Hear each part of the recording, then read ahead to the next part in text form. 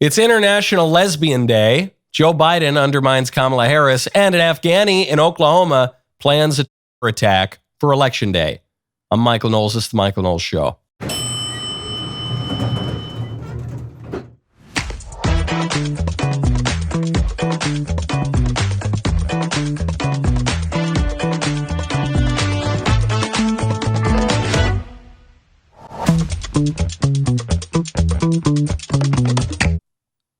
So many shenanigans around the election. Every time we think, okay, this is the last big twist, the debate, Biden dropping out, Trump getting shot, Trump almost getting shot again.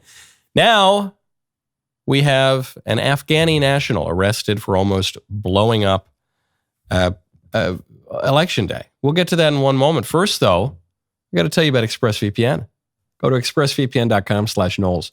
Every time you connect to an unencrypted network, cafes, hotels, airports, etc., your online data are not secure. Any hacker on the same network can gain access to and steal your personal data. ExpressVPN stops hackers from stealing your data by creating a secure encrypted tunnel between your device and the internet. It would take a hacker with a supercomputer over 1 billion years to get past ExpressVPN's encryption. Just fire up the app, click one button to get protected. Works on all devices, phones, laptops, tablets, and more, so you can stay secure on the go. Rated #1 by top tech reviewers like CNET and The Verge. I love ExpressVPN. I've used ExpressVPN for years. And the thing I love about it most is, well, one, I don't need to worry about people stealing my data and stuff. But two, it's easy enough to use that I can use it. You just download that app, you click one button on your phone, your tablet, your computer, it's done. Secure your online data today by visiting expressvpn.com/Knowles, K-N-W-L-E-S, expressvpn.com/Knowles. You can get an extra 3 months free, expressvpn.com/Knowles. In case you didn't know, it is International Lesbian Day. Happy Lesbian Day to all who celebrate. I would not encourage celebrating, but if you do, then I hope you had been having a good International Lesbian Day. The United Nations, in wishing people International Lesbian Day, in fact, appears to have abolished International Lesbian Day. The UN posts yesterday, this is from the UN Free and Equal account, today is International Lesbian Day. The hashtag lesbian community is incredible and diverse. Is it diverse? Is it all that diverse? I don't know. I've known a fair number of lesbians, relatively, and I don't know if it's the most diverse group. Well, here's how the UN explains it. Lesbians have many gender expressions, body types, and sex characteristics. Put a pause there. Just in my experience of knowing lesbians, none of that is true. They have the same gender expression. They have the same sex characteristics, generally kind of the same body type. The UN goes on. They are also of any race, ethnicity, class, or background. Today we celebrate them all. Hashtag International Lesbian Day. So there you have it. Lesbians no longer need to be women. They no longer need to think that they're women. They no longer need to have the biology of women, the bodies of women, but they can still be lesbians, which means that lesbians who have existed since, I don't know, Aristophanes wrote Lysistrata in the 5th century BC. Lesbians, people who have not had the ordinary relations with the opposite sex, these ladies have been around for a long time, until 2024. Now, lesbians have been abolished because the UN says so. What does this tell us? This tells us, you can hear I'm getting so choked up about the loss of International Lesbian Day. What this tells us is that leftism is all destruction. It's all tearing things down. Even the weird stuff that the lesbians want to build, they end up destroying, because leftism, liberalism broadly, is just like an acid that you pour on institutions and that slowly breaks down those institutions, sometimes slowly, sometimes more quickly. International Lesbian Day is not a particularly traditional holiday. It's not Christmas. It's not Easter. It's not even Arbor Day. Okay, it's a holiday of a relatively recent vintage. It's a liberal holiday to celebrate stuff, which is what seems like most liberal holidays are these days. But it's over now, because a lesbian is defined as being a woman who does things that husbands and wives are supposed to do with other women. And so if you expand International Lesbian Day, if you expand the category of lesbian to include people who are not women, if you expand the category of lesbian to include people who are not attracted to women, then you don't enlarge the scope of lesbianism, you abolish lesbianism. So the libs have abolished lesbianism. I don't know, I guess the libs and the extremely traditional people, they're shaking hands now, I guess, on this subject. But the left is doing it unintentionally. The left is doing it because the left can only destroy. That has been true since the term leftism came about as a result of the French Revolution. All they can do is tear down. They can't build up. Even the things that they wish to build, even their own things, they can't build up. Now, speaking of incoherent lectures from people involved in foreign affairs, we turn from the United Nations to Kamala Harris, who gave this word salad as an answer to a question on Israel on 60 Minutes. It seems that Prime Minister Netanyahu is not listening.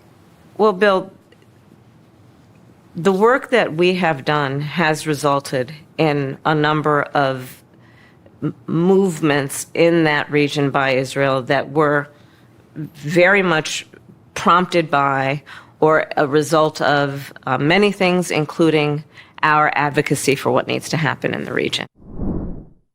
Well, we have done many things with regard to Israel that has led to or been the result of, it's kind of like an Ouroboros eating its own tail, the result of the things that have been done by us and by other people to us and for us and from us. So before we play the really brilliant discovery made by the video editor Mays that shows you the corruption of the establishment media, just go back. Go back to that. This is Kamala Harris's actual answer to this question. It seems that Prime Minister Netanyahu is not listening. Well, Bill, the work that we have done has resulted in a number of movements in that region. It's resulted in a number of movements in that region by Israel. Very much prompted by, that were very much prompted by, result of, or the result many of things, including many our things, advocacy for what needs to happen, including our advocacy. That nothing she said means anything. I guess individually the components might mean something, but she said that we have done things that have had consequences, but they've also been results. They've been effects of things that have been done and that are happening, and things that will happen in the future that involve us and other people. So, that's why I should be the leader of the free world, because I understand that we have done things and things have been done to us. And the things that we do have causes and effects, and you didn't fall out of a coconut tree. So that's bad enough. I mean, that is a really egregious answer. And this was played as a teaser to this interview on 60 Minutes. Now, take a listen to the answer as edited and aired by 60 Minutes. But it seems that Prime Minister Netanyahu is not listening. We're not going to stop pursuing what is necessary for the United States to be clear about where we stand on the need for this war to end. Hold on, what? That's a totally different answer. That's a completely dishonestly edited answer. Hat tip to Mays, excellent video editor, for finding that. The actual answer was that word salad that said nothing, that's humiliating to her campaign. The edited answer was still not good, but it at least pertained to the question. Yikes, man, this is really egregious stuff. And 5 years ago, certainly 10 years ago, the establishment media probably could have gotten away with this. Even really, 3 or 4 years ago, before Elon Musk had really taken over Twitter and refashioned it into a place where conservatives can get the message out, probably the establishment media would have gotten away with this.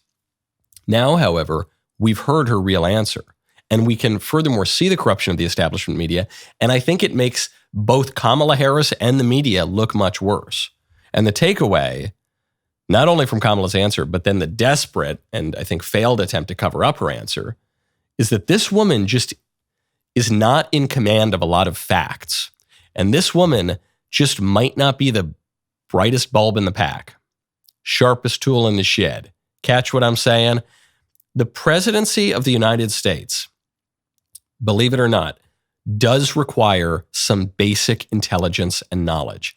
We talk about the presidency now as though all that matters is ideology. You know, all that matters is where you stand on these particular issues. And political views and premises and policies, they matter a lot. There is also just a basic competence that is required of the job. It's a big job. You need to be at least a little bit smart, and you need to have at least a little bit knowledge. Kamala Harris has not demonstrated either of those things.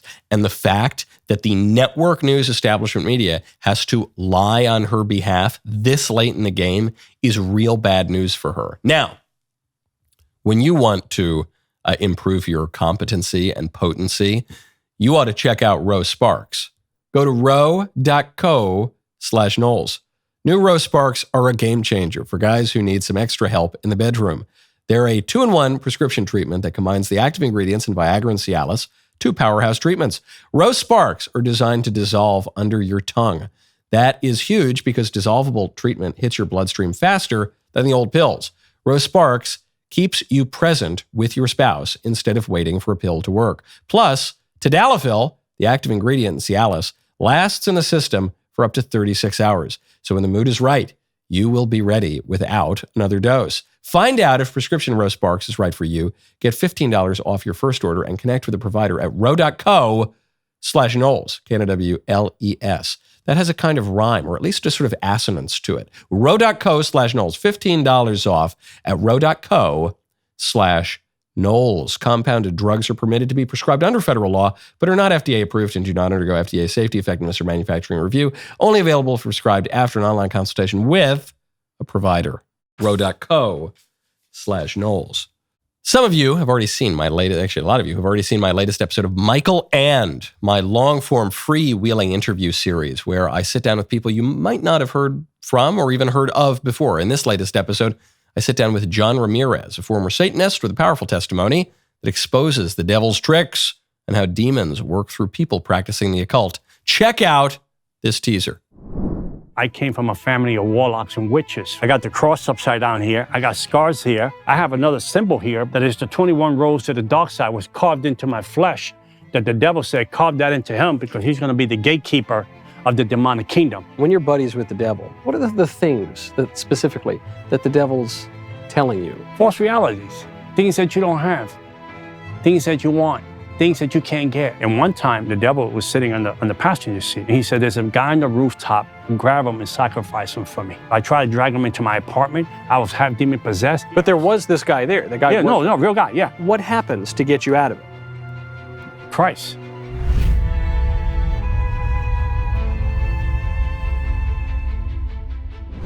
Watch the full episode now at the Michael Knowles YouTube channel. Don't forget to subscribe for the ad-free version on DailyWire Plus. So CBS does its best to cover up Kamala's flub of the foreign policy answer. Other recent Kamala errors are tougher to hide, namely this one that she just fell into on ABC News, or on ABC, the network. She was speaking with those lovely ladies over at The View, and she was asked to explain how her presidency would differ from the presidency of Joe Biden. If anything, would you have done something differently than President Biden during the past 4 years? There is not a thing that comes to mind in terms of, and I've been a part of most of the decisions that have had impact. Okay, there is not a thing that comes to mind. I would have done nothing differently. than Joe Biden did. I've been a big part of all the decisions made over the last 3.5 years. This is a 180-degree campaign flip from Kamala Harris. Kamala Harris, who 1 month ago, less than 1 month ago, at the debate with Donald Trump, sought to distance herself from Biden, said the Biden presidency is not the Kamala Harris presidency. I am not Joe Biden. Clearly, I am not Joe Biden, and I am certainly not Donald Trump. And what I do offer is a new generation of leadership for our country. Okay, well, hold on. What happened to that new generation of leadership for our country? 1 month ago, you said, hey, don't you try to pin the failures of the Biden administration on me. I ain't Joe Biden. My policy vision isn't the vision of Joe Biden. No, sir. I am promising you a new generation of leadership, new ideas, new policies, new direction. Tim Walz on the campaign trail after Kamala picked him says, we can't take 4 more years of this. So they were running as challenger candidates until yesterday. And it was implausible, obviously, because Kamala Harris is currently the vice president of the United States. But this was an intentional shift. Kamala Harris, 180-degree turn, now saying, I am Joe Biden. A month ago, I'm not Joe Biden. Now I am Joe Biden. Joe Biden and I are one and the same. I would have done nothing different over the past 3.5 years. In fact, I was intimately involved in this presidency. I was practically the president the last 3.5 years. Huge shift. Why is she shifting? Because Kamala Harris realizes something that Joe Biden said for many months, that I agree with Joe Biden on, and that I said for many months, which is that Joe Biden was a much better candidate than Kamala Harris. Even with the dementia, even with the weird gait, even with all of the failures of his presidency, Joe Biden is a better candidate than Kamala Harris. Joe Biden, say what you will about the guy, he remained toward or at the top of American politics for over half a century. Kamala Harris barely squeaked by in some elections in California. Kamala Harris never won a single vote in a presidential primary while she was running.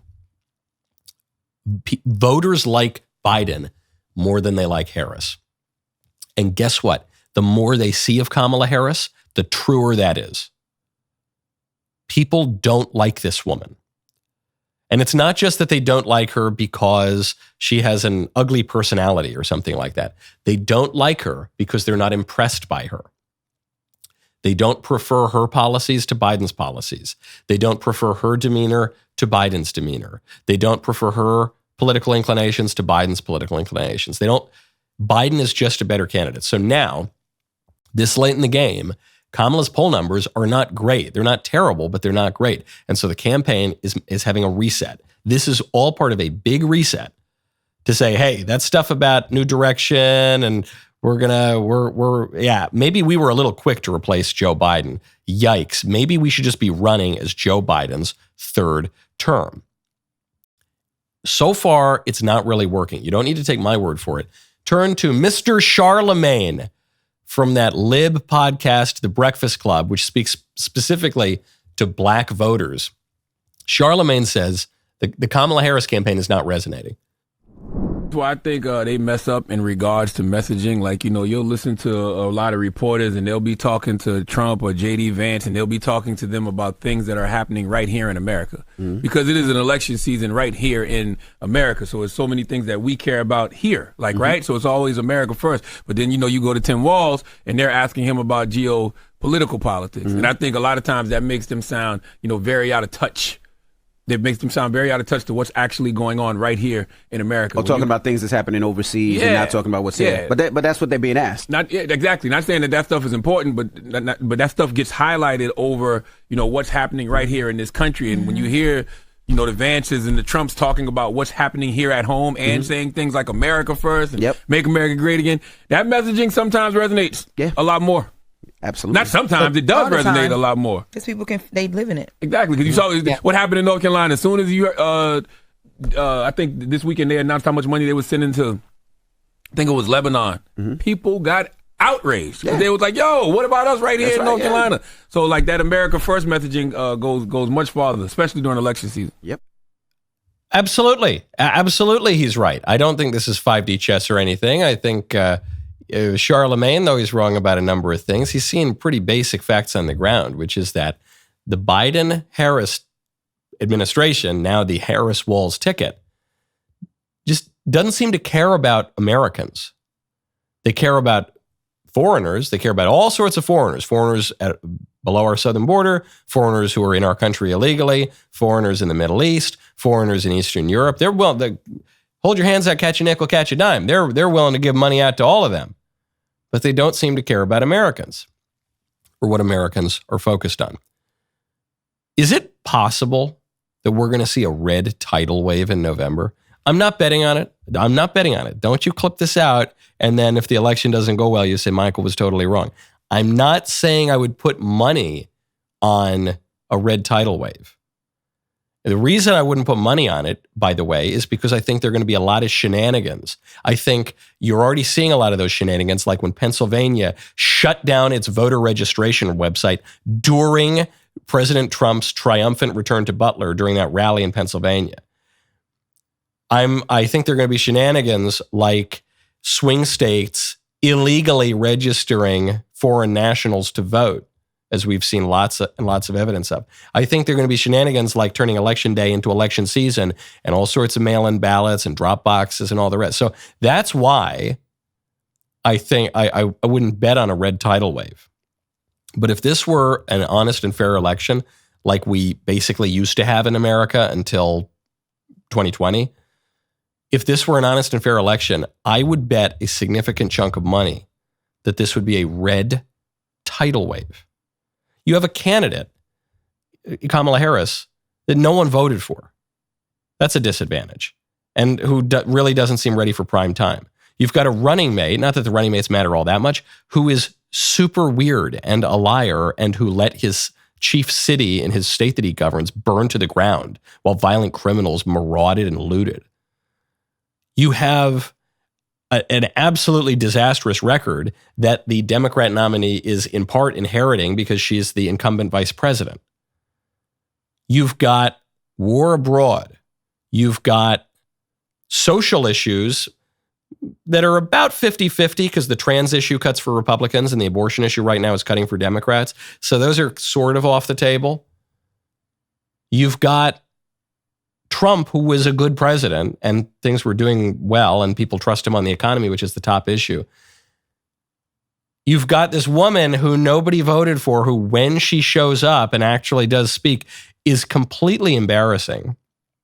If this were a free and fair and honest election, does anybody believe that Trump would lose? If we were a different country and Trump lost this election, the U.S. State Department would start an investigation and say, this is a clear case of fraud, and they'd be calling us a failed state. And even so, even with all the shenanigans, I don't know. It just seems to me like Trump's got a real shot. Now, when you want to predict what will happen in the election, man, this was such a good ad transition. When you want to maybe place some bets on future events, you got to check out Kalshi. Go to Kalshi.com/Knowles. Folks, let me tell you about Kalshi, the first legal prediction market in the U.S. For the first time in a century, you can actually put your money where your mouth is when it comes to elections and a whole lot more. The last time Americans could legally bet on elections was back in 1924, 100 years ago, by my mathematical calculation. This kind of predictive power has been locked away, but Kalshi just blew the doors wide open. They got approval from the feds to offer what they call event contracts. Basically, you can take positions on whether future events will happen or not. This is about using your knowledge to make money and hedge against risks. Plus, these markets are incredibly accurate at predicting outcomes, way more reliable than traditional polling methods. But Kalshi isn't just for elections. Trade on everything from economic indicators to climate change predictions.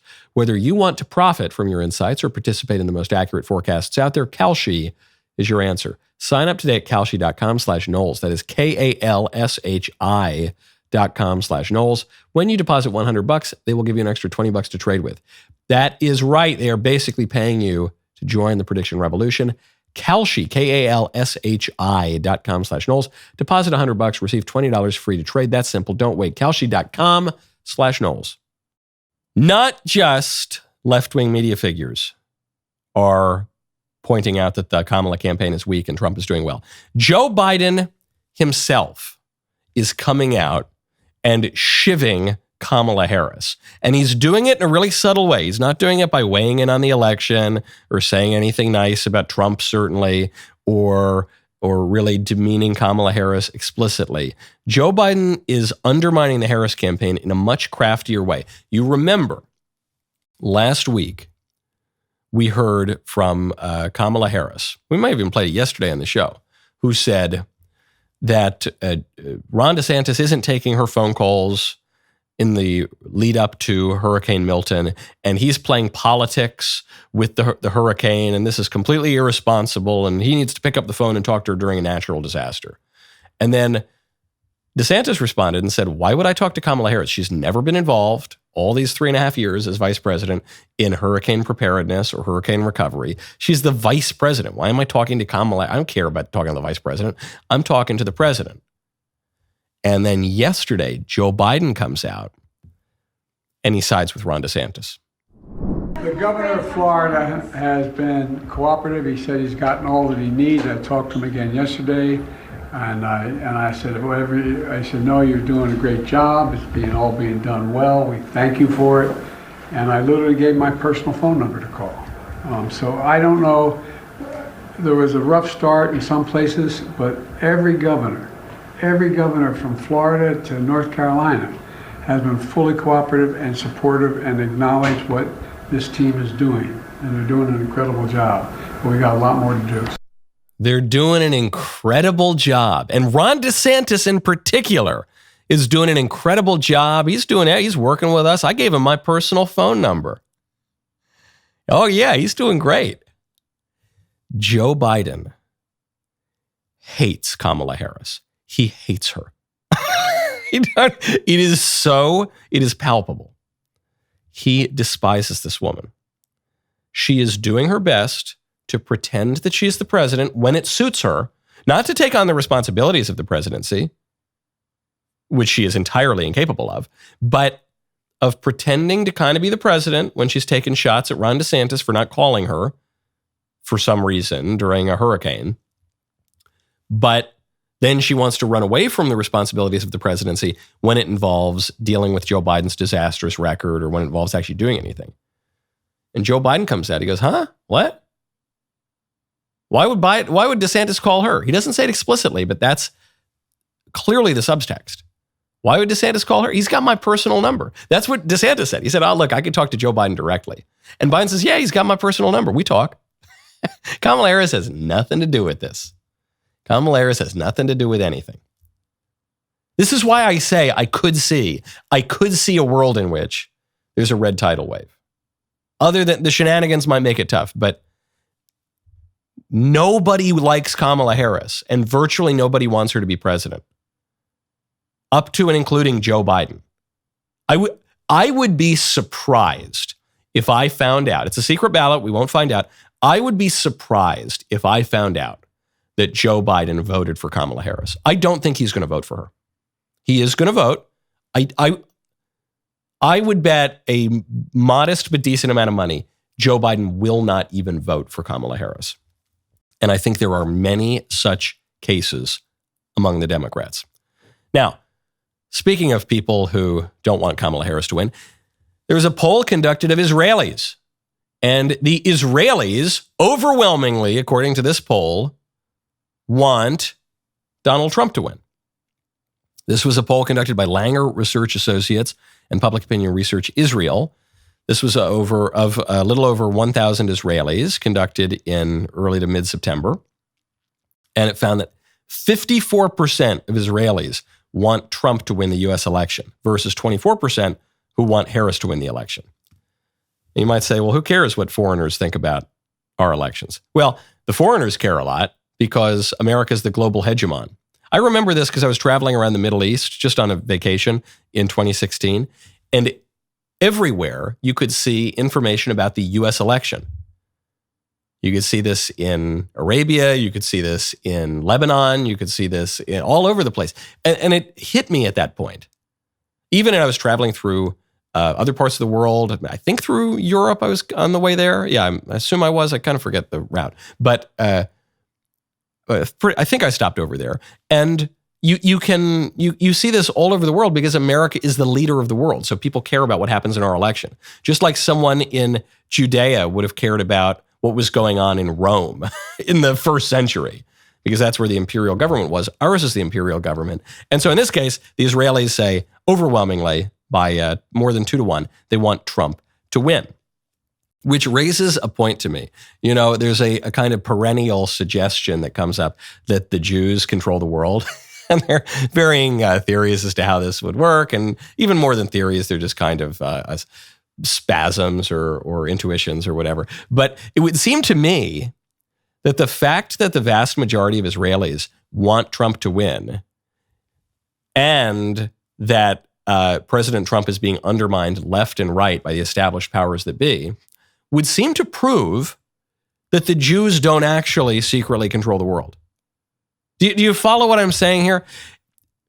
If the Jews secretly controlled the entire world, then probably the American deep state or the nefarious forces in America wouldn't be constantly trying to kick him off the ballot, imprison him 4 times, justify his assassination twice. I don't know. Those two things seem to be at odds right now. So I'm happy to see that the Israelis like Trump, by more than 2-1. But it's also really the deeper political takeaway here is some of those spasms, those ideological spasms that say, it's the nefarious Jews who are like pulling all the strings. I don't know if they were, wouldn't they not be trying to like imprison and murder Trump right now? I don't know. That seems like an important datum for examining that sort of question. Anyway, speaking of Israel, they, I guess they could just be the most incompetent controllers of the world ever, or at the very least, you could say in their area, they're doing a very good job controlling their particular neck of the woods, because the Prime Minister of Israel, Benjamin Netanyahu, says that Israel has just killed the successor to the head of Hezbollah. So, Israel took out a ton of Hezbollah fighters when they blew up their pagers, and then a day or two later blew up their walkie-talkies, and then just blew up one of their buildings in Beirut and killed the head of Hezbollah. Well, I didn't even realize that a successor had been appointed, but according to Netanyahu, a successor was appointed, and he was in the job for like 48 hours or something, and they took him out as well. Which, another point, just to kind of contradict certain popular narratives that go around. Say what you will about the Israelis, and it's true, the U.S. gives them a ton of money, and sometimes they do things that we don't like, and they spy on us, and it's like it's a separate country. They've got separate interests sometimes. Say what you will about them, they get results, okay?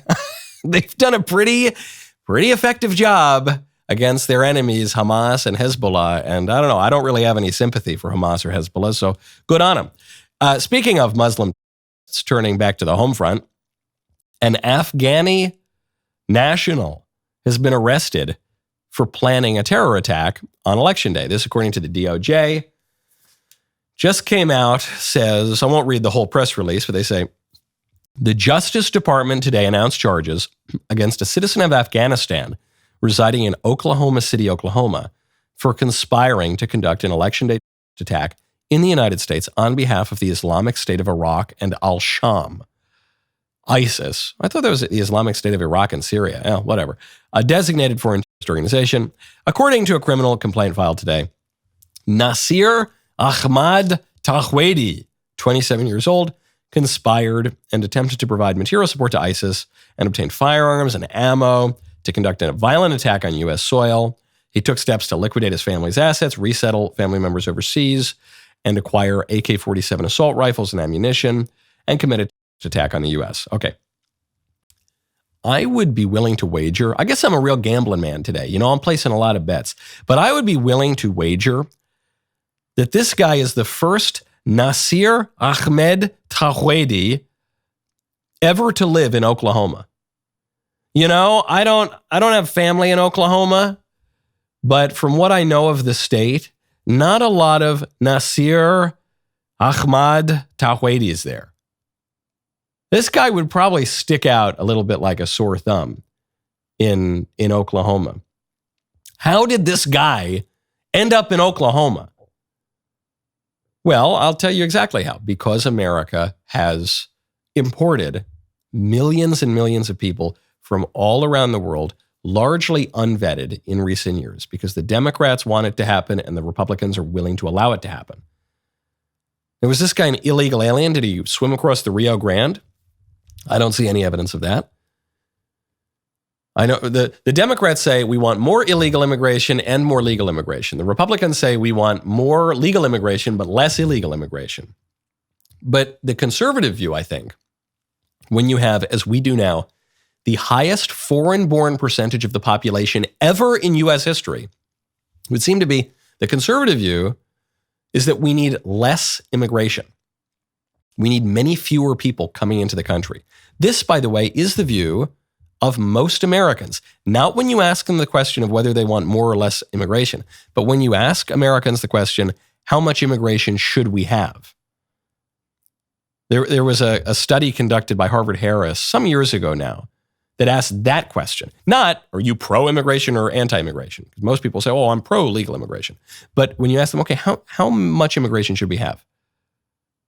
The vast majority of Americans want to drastically reduce all immigration, not just illegal, but legal as well. Of course, you have to assimilate people. You have to have a coherent national identity. And unfortunately, the Afghani Nasir Ahmad Tawhidi of ISIS doesn't fit into that picture. Not saying that nobody from the Middle East can fit into that picture, but this guy can't.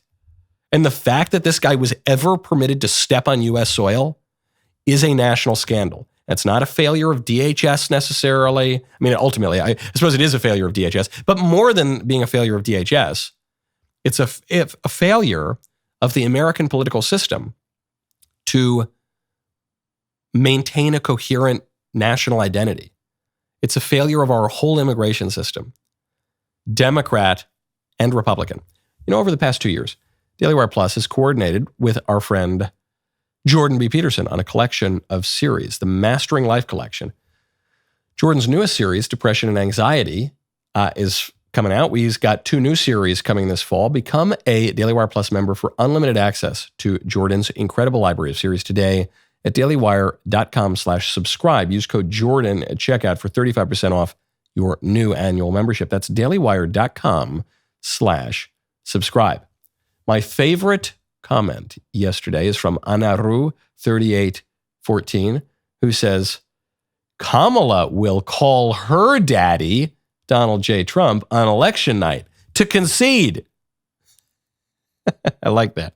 It's a little bit of a stretch and a groaner of a joke, but you're right. She'll call her daddy, Trump, on election night to concede. I hope so. I certainly hope that's the case. What happens if Trump doesn't win? Well, according to Elon Musk, recently in conversation with Tucker Carlson, Elon is completely up the creek without a paddle. If he loses, man, what? You're